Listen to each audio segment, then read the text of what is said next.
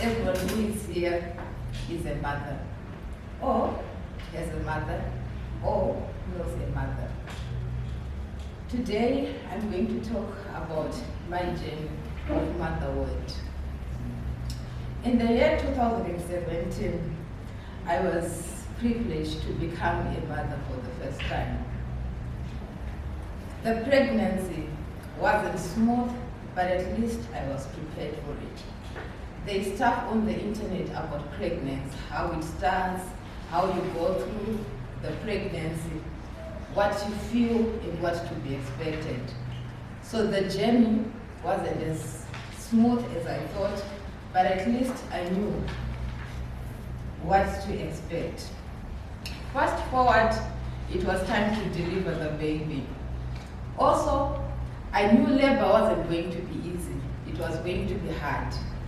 But as I said, I had information about it. There's information on the internet. You get information from the elderly women who have experienced it. So I knew labor was going to be hard. But I said to myself, I can do it. By this time, I was in my late 20s. So I said to myself, I'm mature enough. I can do this motherhood thing. Because you hear every day teenagers are having babies. So if teenagers can do it, I also can do it. So I delivered my beautiful baby boy, and it was a very beautiful time for us and my husband. So when we got home, now looking after that baby, I started feeling things that I didn't expect I would feel. You know, childbirth and having a new child in the home is romanticized. Everyone thinks it's a bed of roses, you have a beautiful bundle of joy, you have beautiful clothes that you buy, you're going to be taking pictures of the baby. I was planning to have a photo shoot, newborn photo shoot with me holding the baby, wearing matching outfits. But ladies and gentlemen, it wasn't like that. In the first couple of weeks, my body was going through some changes. As we all know, during pregnancy, your uterus expands. So after you give birth, it starts shrinking again. And during that shrinking, it causes some cramps, which mimics the labor pains. So in my mind, I was thinking, I was prepared for labor. What is this that is now happening to me? I thought I had reached the end of the hard part. Now I'm only left with enjoying my bundle of joy.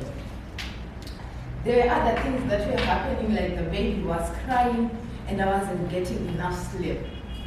So you'd end up being moody and people would be coming to see the baby, expecting you to be all joyous and happy, but you're just down. And as a person who is used to working, going to work, now you are there at home, your husband probably has started going to work again. You are now there at home with the baby, watching the baby. So I started falling into a deep hole, not understanding what was happening. I started blaming myself that maybe I'm not a good mother. Ladies and gentlemen, according to statistics, the World Health Organization says about 70% of women go through what is called baby blues. These are just emotional roller coasters people go through when they have babies. Sometimes women just feel like crying. Sometimes you feel sad for no reason. So today, ladies and gentlemen, I'm going to talk about postpartum. Postpartum is a season which is generally 6 to 8 weeks after a woman gives birth, or we can term it the 4th trimester. So it is normal for women to go through postpartum anxieties and baby blues, like I mentioned before. But there is what we call postpartum depression. This is now when the baby blues are now going further from the 6 to 8 weeks that I mentioned. Now for months, you're still feeling the same things. For years to some people. So what happens is, a woman after giving birth goes through psychological changes, physical changes, and hormonal changes. So this can cause a great impact to their mental health. So ladies and gentlemen, I want to teach you to be able to be a support system to women after they give birth. Did you know that after giving birth, the postpartum depression can go further to postpartum psychosis, where a woman loses their mind? But women can't talk about this because we're supposed to be mothers, we're supposed to be super women, we're supposed to be caring and loving to our children. Imagine coming to someone and saying, I'm having trouble bonding with my child. It will make you look like a bad mother. So women suffer in secret.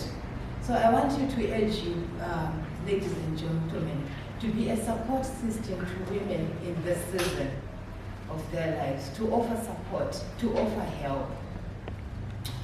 I will end with a quote from Shirley Ryan.